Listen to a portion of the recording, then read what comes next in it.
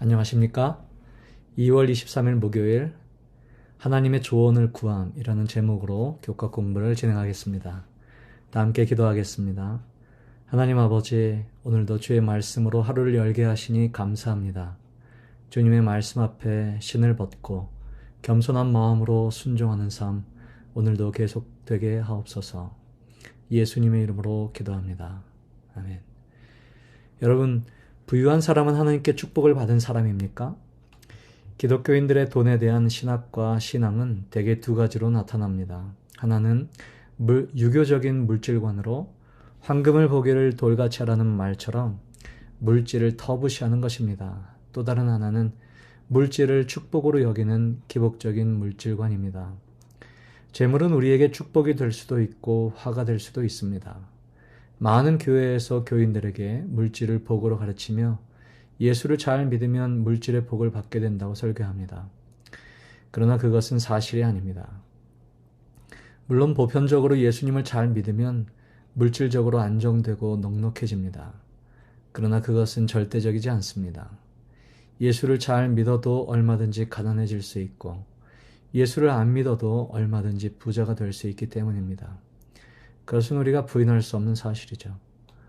우리는 흔히 돈 많은 사람을 잘 사는 사람이라 하고 돈 없는 사람을 못 사는 사람이라고 합니다.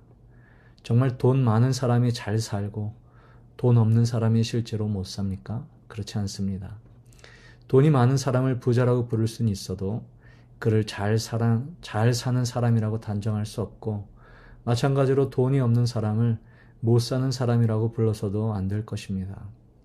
돈이 없는 것은 못 사는 것이 아니라 그냥 가난한 것이죠. 물질은 하나님의 축복입니까?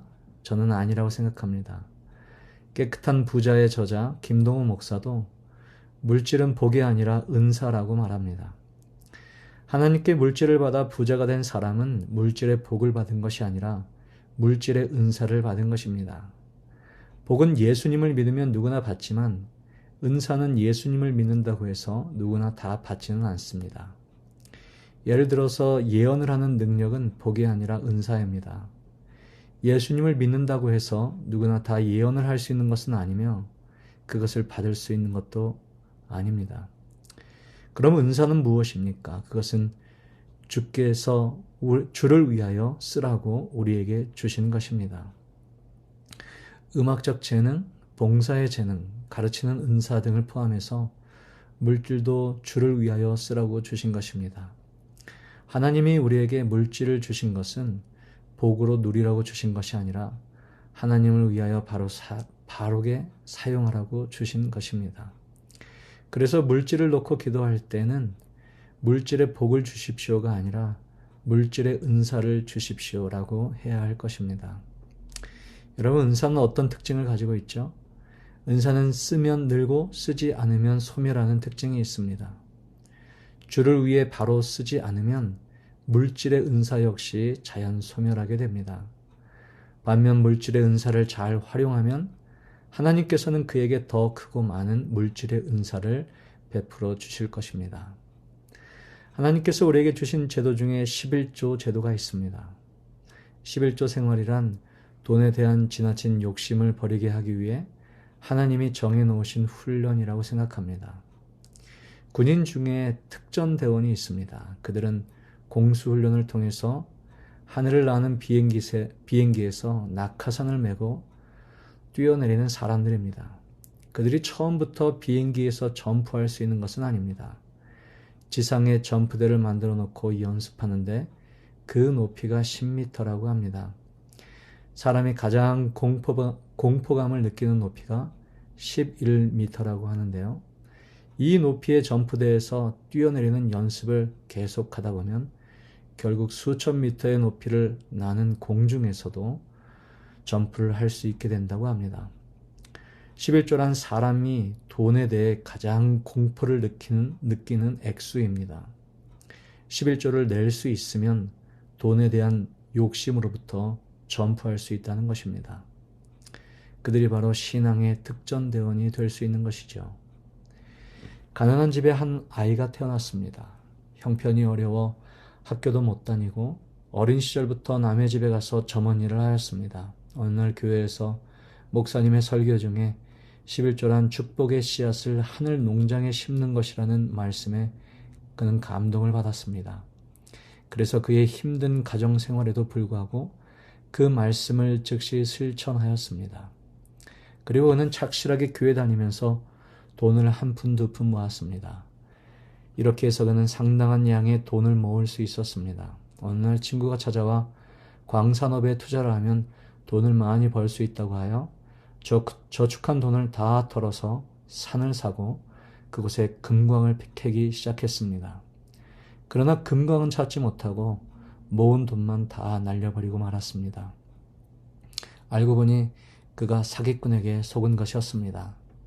체불 임금으로 인하여 매일같이 광부들에게 시달리던 그는 어느 날 광산 한 모퉁이에서 무릎을 꿇고 하나님께 이렇게 기도하였습니다. 하나님, 당신의 말씀은 1.1획도 어김없는 진리인 줄 믿습니다. 이 어린 종은 가난한 집에서 태어나 평생의 부자가 되는 것이 소원이었습니다. 그래서 당신을 믿고 11조도 온전히 다 바쳤습니다. 그러나 이제 이 모든 것이 허사로 돌아가고 거지가 될 신세입니다. 살 길도 막막합니다. 하나님, 당신은 살아계십니까? 살아계시다면 이제 응답해 주십시오. 그가 땅을 치고 통곡하며 하나님께 부르짖었습니다. 그때 마음속에서 생각나는 하나님의 말씀이 하나 있었습니다. 선을 행하되 낙심하지 말지니 피곤하지 아니하면 때가 이르매 반드시 거두리라. 그러면서 더 깊이 파라는 하나님의 음성이 들려왔습니다. 그래서 그는 더 깊이 땅을 파고 들어갔습니다. 파고 또 팠습니다. 그런데 이게 웬일입니까? 나오라는 금광 대신 검은 액체가 쏟아져 나오기 시작했다고 합니다. 유전이었습니다. 기름이 펑펑 솟구쳐 올랐습니다. 그는 단번에 거부가 되었습니다. 그가 바로 우리가 잘 아는 서기왕 록펠러입니다. 그 당시 그가 가졌던 재산 가치는 현재 빌 게이츠의 5배 이상이라고 합니다. 여러분, 진정한 성공과 행복은 무엇일까요? 사람의 성공과 행복은 가치 있는 것을 소유함으로 얻는 것이 아니라 자신의 존재가 가치 있는 존재가 될 때 얻어지는 것입니다. 즉, 사람의 행복은 소유 가치에 있는 것이 아니라 존재 가치에 있다는 말이죠. 미신적인 신앙의 목표는 소유 가치를 높이는 데 있습니다. 그러나 기독교 신앙의 목표는 소유 가치를 높이는 데 있지 않고 자신의 존재 가치를 높이는 데 있습니다. 예수님을 믿는다고 해서 소유 가치가 높은 부자가 되는 것은 아닙니다. 예수를 믿어도 부자가 되지 않는 경우는 허다하죠. 그러나 예수님을 믿으면 우리의 존재 가치가 높아집니다. 이 세상의 그 무엇과도 바꿀 수 없는 하나님의 아들이라는 가치 있는 존재로 거듭나는 것이죠. 세상의 많은 사람들은 소유 가치를 위해 존재 가치를 팔아 넘기며 살아갑니다.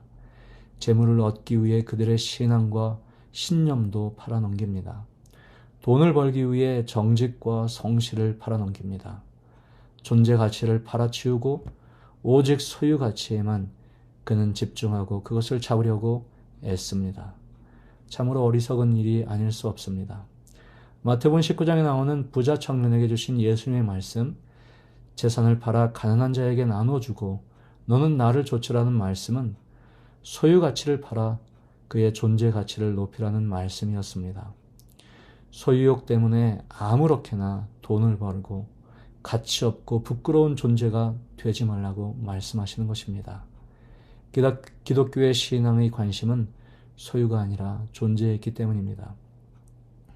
여러분은 하나님의 신용카드를 맡길 만한 사람입니까? 이 땅에서 하나님의 아들로서 그 존재를 소중히 여겨 하나님께서 우리에게 천국의 열쇠를 소유할 만한 준비로 주님께 인정받은 자가 되었습니까? 천국의 신용카드를 맡길 만한 믿음직스러운 성도의 삶을 우리 모두가 살아가게 되기를 간절히 바랍니다. 오늘 교과 내용에서는 우리의 재정 관리를 위하여 7가지 제안을 해주고 있습니다.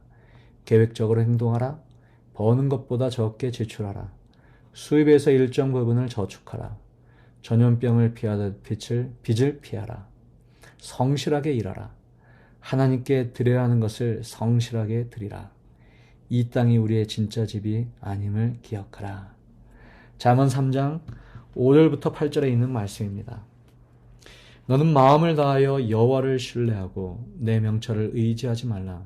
너는 범사의 그를 인정하라. 그리하면 내 길을 지도하시리라. 스스로 지혜롭게 여기지 말지어다.